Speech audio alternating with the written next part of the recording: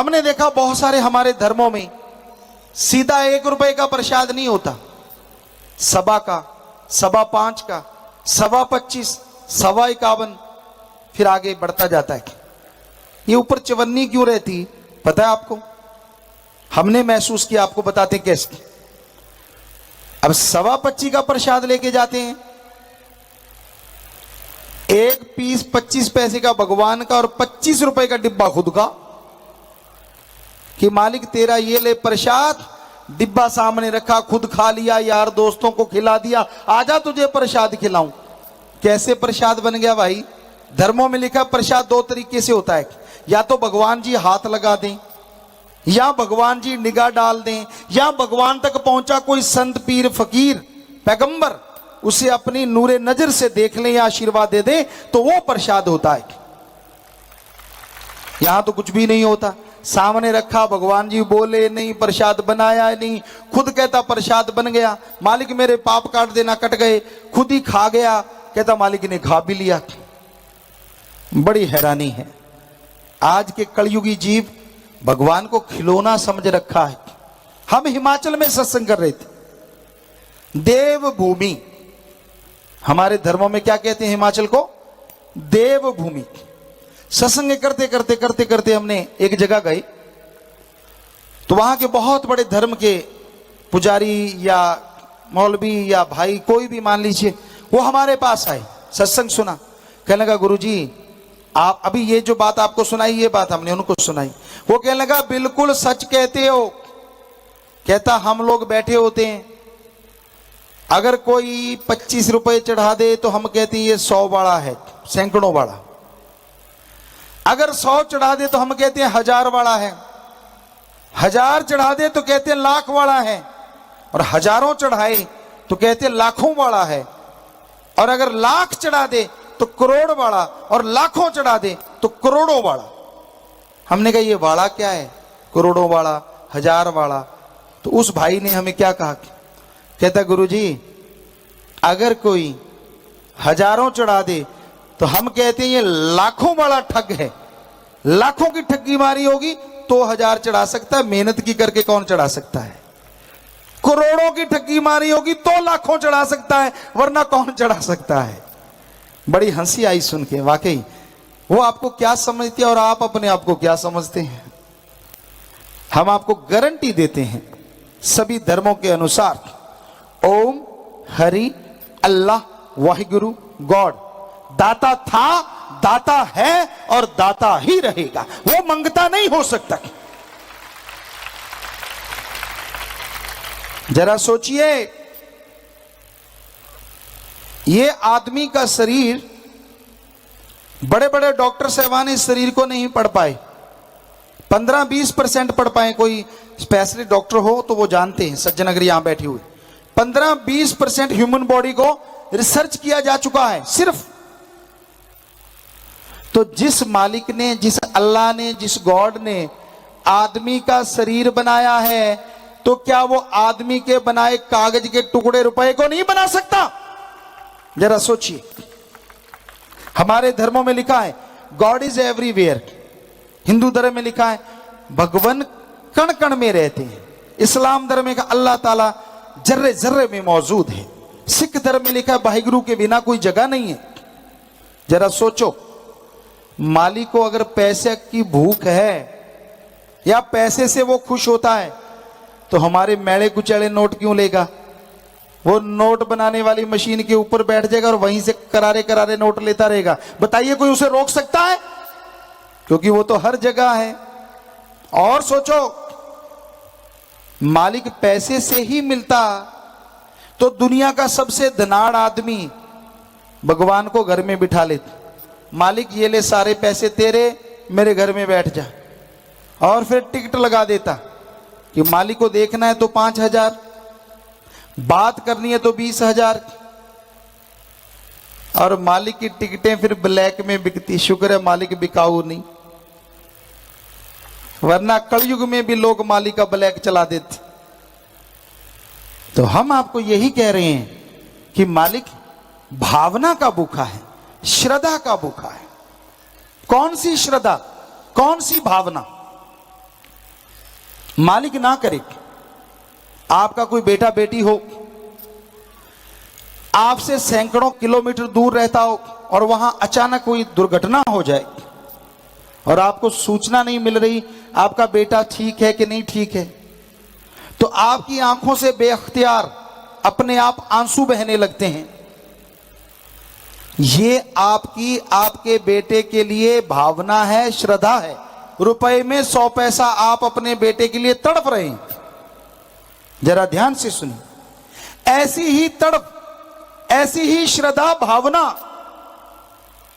भगवान के लिए आप 15-20% अपने अंदर पैदा कर लो, गारंटी हम देते हैं, उसकी दया में रहमत से आप माला माल जरूर हो जाओगे, दर्श दीदार कर पाओगे। इसे कहते हैं भावना, इसे कहते हैं श्रद्धा। नोटों की श्रद्धा तो आदमी की चलाई हुई है। आजकल तो श्रद्धा, तेरी श्रद्धा है चढ़ा दे, क्या चढ़ा दे, श्रद्धा भी कोई चढ़ा सकता है। पर आज श्रद्धा का दूसरा नाम है माया रानी। कहीं भी जाओ, किधर भी जाओ, यही हाल है। जबकि मालिक कभी किसी से कुछ नहीं लेते। सच कहते हैं आपको, अरे मालिक कुछ लेते होते तो हम आपको सीधा सीधा बता देते कि भाई 100 रुपया दो, 50 हम रखेंगे, 50 मालिक को देंगे, 50-50। पर इधर तो 100% ही हमने खाना होता है, तो इसलिए मालिक का नाम क्यों लिया जाए। हां, आप दान कर सकते हैं। अगर आप दान करना चाहें, हम आपको तरीका बताते धर्मों का। कोई भूख से तड़प रहा जीव जंतु आदमी, उसको खाना खिला दो, यह है सच्चा दान। प्यास से कोई व्याकुल मर रहा हो, उसे पानी पिला दो, यह है सच्चा दान।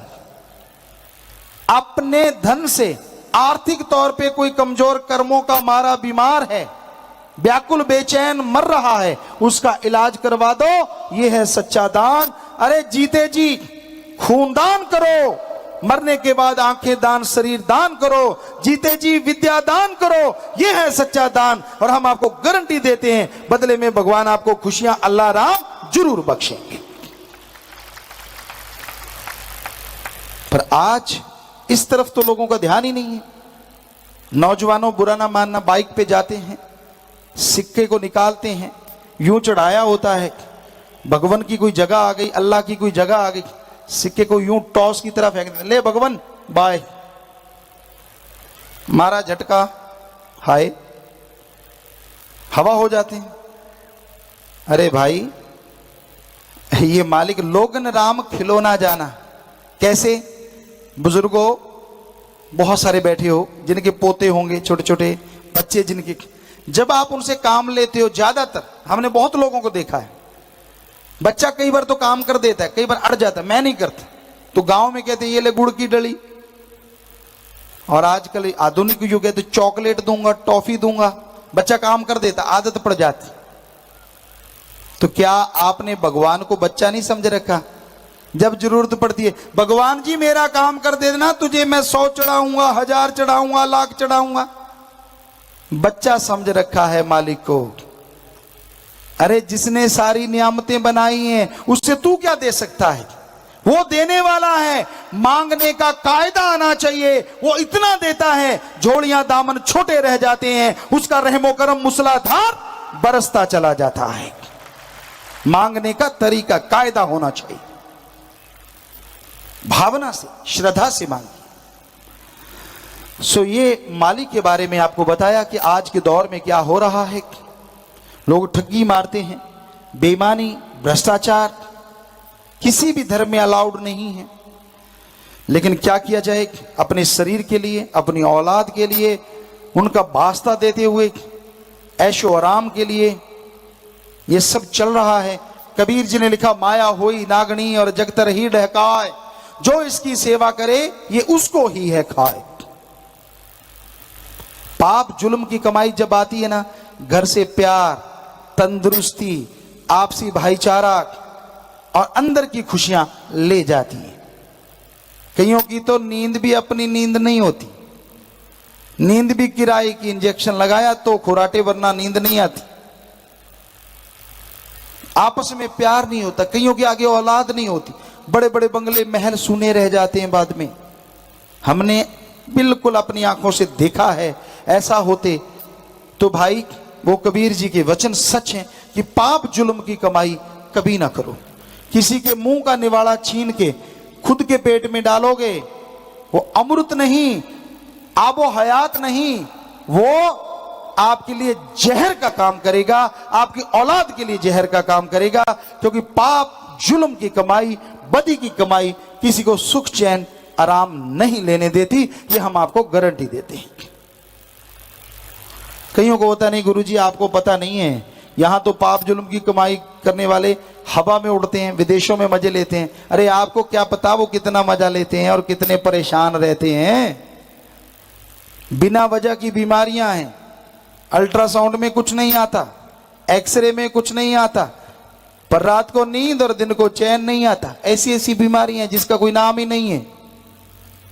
क्योंकि बहुत लोग हमारे पास ऐसे मिले, बिना वजह डर सताता है, रात को बिल्ली छलांग लग जाए कहते दुश्मन आता है, लेटरिन बाथरूम जाते ही 10 बार घबराता है, इसलिए रसोई के साथ भी बनवाता है। खाते खाते वहीं जाएं, बनाते बनाते वहीं जाएं। तो बुरा ना मानिए, कहीं भी बनाइए, हमें इससे कोई दिक्कत नहीं है। पर हम तो वैसे एक आपको बात बताते हैं कि जो जिनका हाल ऐसा होता है, जो लोगों का हक मार के खाते हैं, उनको कभी चैन नसीब नहीं होता। ये धर्मों शास्त्रों का कथन है, ये सच्चाई है। 5 चोर तेरे पीछे लगे, कीमती पूंजी तेरी ठगे, मन जो कहे इनकार कर ले। 5 चोर, काम वासना, क्रोध, लोभ, मोह और अहंकार। ये 5 ऐसे हैं जो हर इंसान को गुमराह करते हैं। कभी काम वासना में अंधे हो जाते हैं तो इंसान अपनी बर्बादी करता है, समाज की बर्बादी में आगे बढ़ता है और उसका नाम लोग लेना पसंद नहीं करते। कोई रिश्ता नाता नहीं होता जो कामी कीड़ा हो जाए। फिर है क्रोध। क्रोध जब आता है, कहते क्रोध चंडाल का दूसरा नाम है। ऐसा क्रोध आता है आदमी अपनी मां, अपनी बहन, अपनी बेटी, किसी को कुछ नहीं देखता जब क्रोध आ जाए, और बाद में उसके लिए पछताता रहता है, मैंने ऐसा क्यों बोला, ऐसे मैंने क्यों कहा। फिर है लोभ। लोभ लालच। लोभ है सर्व पाप का बाप। यहां लोभ लालच आ गया, बाकी के पाप अपने आप जुड़ते जाते हैं, बाकी की बुराइयां अपने आप जुड़ती जाती हैं। और इसी के बाद आता है अहंकार।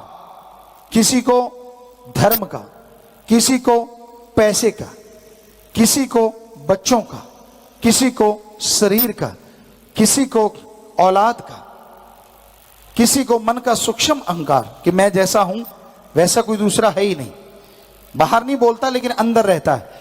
तो ये अहंकार को मार पड़ती है। अहंकार नहीं करना चाहिए। रावण से बढ़ के आपके पास कुछ भी नहीं। बहुत शूरवीर था वो, बहुत योद्धा था, बहुत बड़ा साइंटिस्ट था, एटम परमाणु उसके कंधे पे रहता था, 4 वेदों का टीकाकार पंडित, यहां से मर्जी पूछ लो, वेद शास्त्र का दोहा बोल के उसकी व्याख्या कर देता था। बहुत बड़ा साइंटिस्ट, एटम परमाणु कंधे पे, जब चाहे बरसात करवा लेता था। चंद्रमा की रोशनी से ही नहीं बल्कि सूरज और चंद्रमा दोनों की रोशनी से खाना बना लेता था। तो इतना बड़ा साइंटिस्ट, इतना बड़ा योद्धा, और वो छोड़िए उसके नौकर भी सोने के कमरों में, गोल्ड के कमरों में रहते थे, हीरे मोती जड़े वो बर्तनों में खाना खाता था। अब कितना नौकरों के पास धन दौलत होगी। उसने एक ही बात की, अहंकार किया कि मौत मेरा कुछ नहीं बिगाड़ सकती। उसने सीता जी को उठाया अहंकार में, तो 1 लखपूत 1.25 लख नाती, तै रावण घर दिया ना बाती। तो आप किस बात का अहंकार करते हैं? क्या है उससे ज्यादा आपके पास? सफल क्लोन ज्ञाता भी था, जो साइंटिस्ट हैं उनके लिए बता दें। लोग कहते रावण के लाख बेटे कैसे थे? वो सफल क्लोन ज्ञाता था। रामायण में, क्योंकि हमने विज्ञान के दृष्टिकोण से धर्म को पढ़ा है, रामायण में एक जगह पे आते हैं कि सुग्रीव जी और हनुमान जी आके श्री राम जी को कहते हैं कि हम रावण के जितने बच्चों को मारते हैं अगले दिन जिंदा होके आ जाते हैं। तो श्री राम जी मुस्कुरा के कहते हैं नहीं, वो जिंदा नहीं होते, पर रावण के सारे बच्चे ज्यादातर एक जैसे ही, एक जैसे क्लोन हो सकते हैं, बाकी नहीं।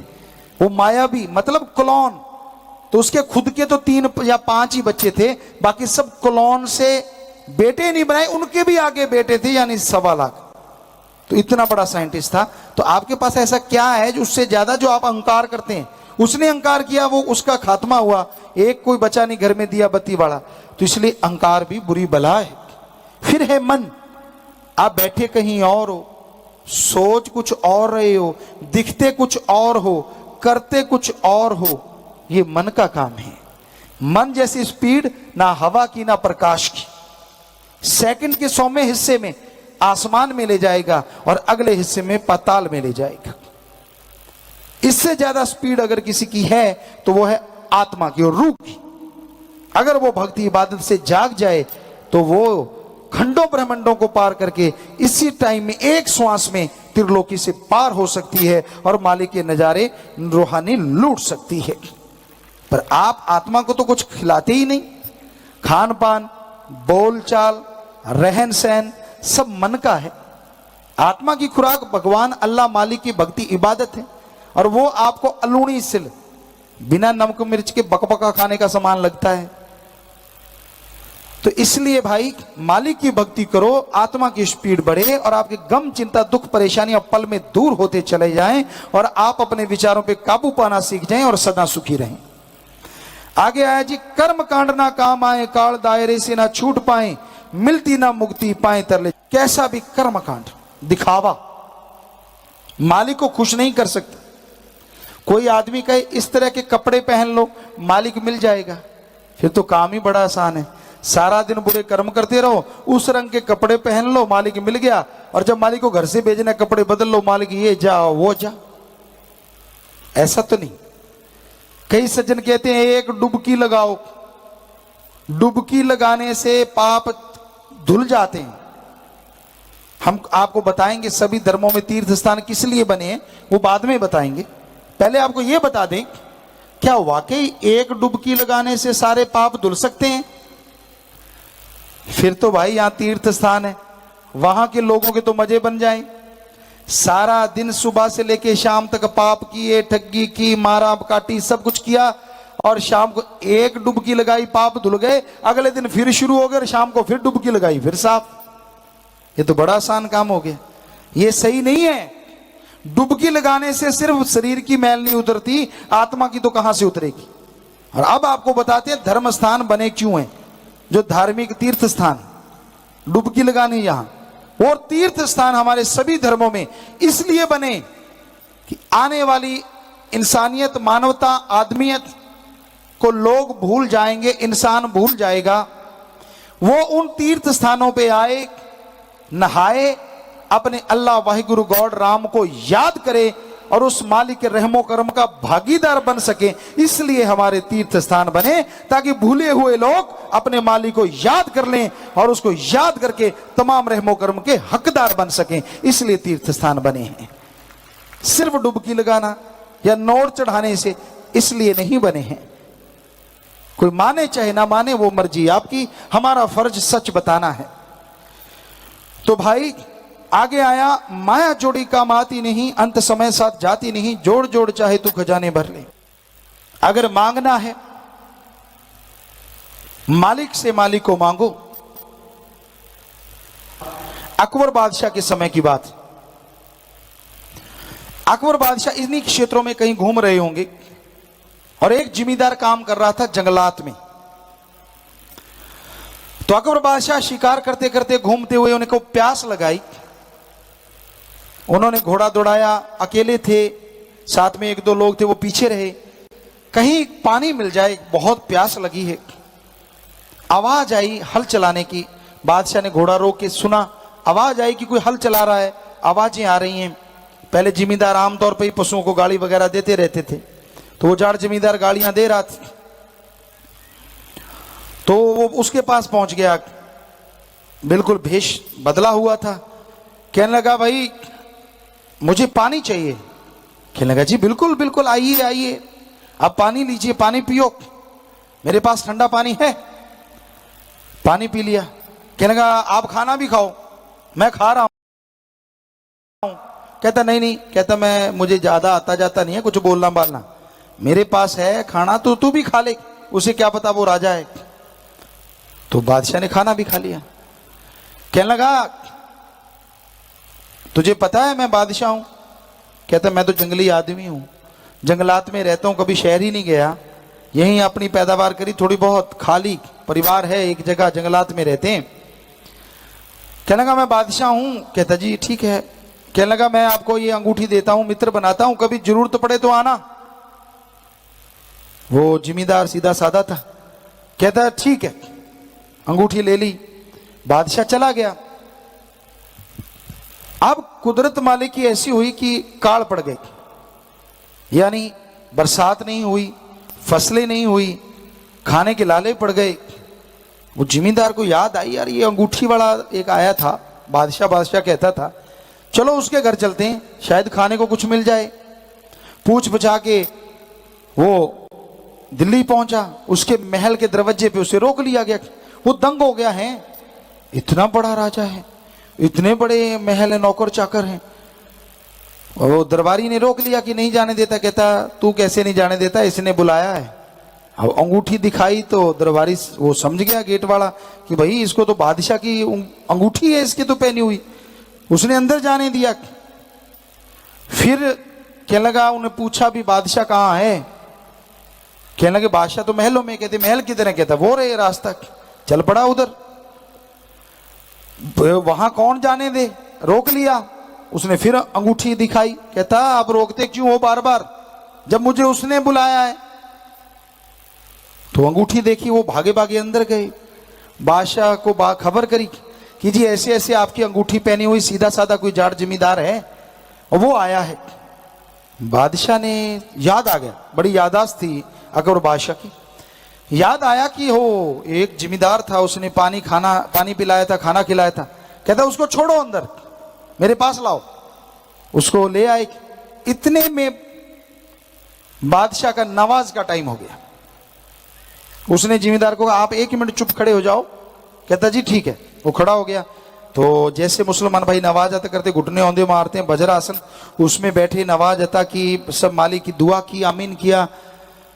तो अब वो सीधा साधा बिल्कुल कुछ नहीं आता जाता बादशाह को देखता रहा। बादशाह कहने लगा कैसे आना हुआ। कहने लगा जी वो बातें छोड़ो, पहले ये बताओ आप कर क्या रहे थे इतनी देर। कहने लगा मैं अल्लाह ताला से अपनी रियाए, अपनी प्रजा के लिए दुआ कर रहा था कि सबको सुख देना, सबकी झोलियां भरना, कोई कमी ना छोड़ना। जब वो जाट जिम्मेदार ने ये बात सुनी, कहता जी सलाम, मैं तो चला। बादशाह कहने लगा तू आया, मेरी बात सुनी और चला, मेरे से कुछ बात कर, क्या तुझे कुछ चाहिए। कहता नहीं नहीं, मेरी सलाम मंजूर करो, मैं तो चला। बादशाह कहने लगा ऐसी बात नहीं है, पहले मुझे बता तू आया किस लिए, तुझे कुछ चाहिए था क्या। तो आगे से वो कहने लगा मुझे चाहिए था, पर मैं मंगतों से क्यों मांगू, मैं भी क्यों ना उससे मांगू जिससे तू मांग रहा था। मैंने मंगता ही बनना है तो क्यों ना अल्लाह ताला का ही बनूं। बुरा ना मनाइएगा, कोई इसे गलत तरफ ना ले जाना। हमारा कहने का मतलब, अरे मालिक को हम क्या दे सकते हैं, जिसने हमें बनाया है। मालिक वो नहीं है जिसको हम बनाते। और मालिक से मांगना चाहिए। हमारे वेदों में लिखा है मालिक से मांगो अच्छा पानी, अच्छी हवा, अच्छा धरती, उपजाऊ धरती, अच्छी संतान, अच्छा स्वास्थ्य। भगवान से मांगना है तो भगवान को मांगो। इस्लाम धर्म में लिखा अल्लाह ताला रहमो करम का मालिक है। कायदे से मांगोगे तो इतना रहमो करम बरसाएगा, दामन छोटे पड़ जाएंगे, रहमो करम बरसता जाएगा। सिख धर्म में लिखा है जो मांगे ठाकुर अपने से, सोई सोई देवे। इंग्लिश फकीर कहते हैं गॉड देता है लेता नहीं। तो वो मालिक से मांगा जाए, और मालिक से अगर मालिक को ही मांग लें तो बाकी चीजें क्या पीछे रह जाएंगी। मान लीजिए अगर राजे को ही मांग लें। छोटी सी एक बात सच्ची और ख्याल में आ गई। एक राजा ने नुमाइश लगा दी, सारा सामान रख दिया, ढिंडोरा पिटवा दिया, अनाउंसमेंट करवा दी, आओ महल में जो पड़ा ले जाओ जिसका जी करे, पर एक चीज ले जा सकते हो एक बार। लोग आए, जिनकी आटा नहीं था आटा ले जा रहे, चारपाई नहीं थी चारपाई, घोड़े के शौकीन घोड़ा, हाथी के शौकीन हाथी, समझदार पैसे, उससे समझदार मोती, उससे समझदार सोना, कोई हीरे ले जाने लगे। एक सज्जन आया, कहने लगा बादशाह सलामत, इस ग्राउंड में कोई जो भी चीजें मैं ले जा सकता हूं? कहता बेशक। बादशाह वहां बैठ के कहने लगा, तो उसने बादशाह का हाथ पकड़ लिया, कहता मैंने तो आपको ही ले जाना है। बादशाह ने देखा वाकई मैंने बोला किले के मैदान में जो भी सामान ले जाओ, तो मैं भी तो आ गया उसमें, क्योंकि उसने पूछ लिया पहले कुछ भी ले जा सकता हूं जो ग्राउंड में। कहता हाँ जी। तो बादशाह कहने लगा ठीक है भाई मैं तो तेरा हो गया। तो आगे से वो आदमी कहने लगा अगर तू मेरा हो गया तो ये लूट क्यों मचा रखी है, सामान भी तो मेरा हो गया, करवा बंद सारा मेरा। तो वाकई सच है, जिसका बादशाह उसका सारा साजो सामान। तो जिसका भगवान अल्लाह राम, क्या उसको कोई कमी छोड़ेगा मालिक? पर लोग उससे उसको मांगते नहीं, नियामतों में उलझे हुए हैं और नियामतों के दाता को भूल गए। दातों से प्यार है और दाता को भूले बैठे हैं। दातार को याद कीजिए।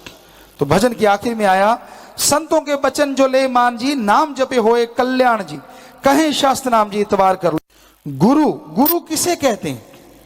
गु का मतलब होता है अंधकार और रू का मतलब होता है प्रकाश। दोनों को जोड़े तो बनता है जो अज्ञानता रूपी अंधकार में ज्ञान रूपी दीपक जला दे, वो सच्चा गुरु है। गुरु की पहचान बहुत है।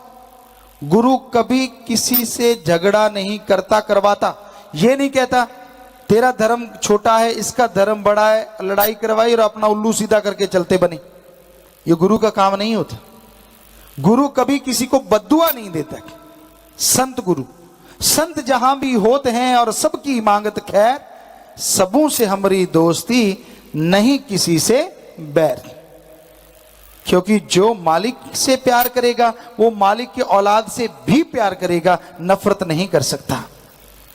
तो संत सच कहते हैं, संत सत्संग करते हैं, सिर्फ बोलते नहीं, कर्म जोगी भी होते। वो कहते हैं आप भी कर्म जोगी बनो और ज्ञान जोगी बनो। पहले वो कर्म जोगी और ज्ञान जोगी बनते हैं, फिर लोगों को बताते हैं कि ज्ञान जोगी कर्म जोगी बनो, ताकि यहां भी जो भी कार्य करते हो उसमें सफलता मिले और अंदर से शांति मिले, ताकि उस सफलता का आनंद आप ले सके। तो ये गुरु की निशानियां कुछ एक, वो कभी किसी से कुछ लेता नहीं, जो भी शिक्षा देता है मानवता भलाई के लिए देता है। आपसे प्यार मोहब्बत बेगर्ज करो, अल्लाह मालिक से सर्वोत्तम प्यार करो, क्योंकि वो रहमो करम का मालिक हमें बनाने वाला है। तो उसका सत्कार करो, भगवान का तो सबका सत्कार करो, इज्जत करो। ये संत पीर फकीर सिखाते हैं।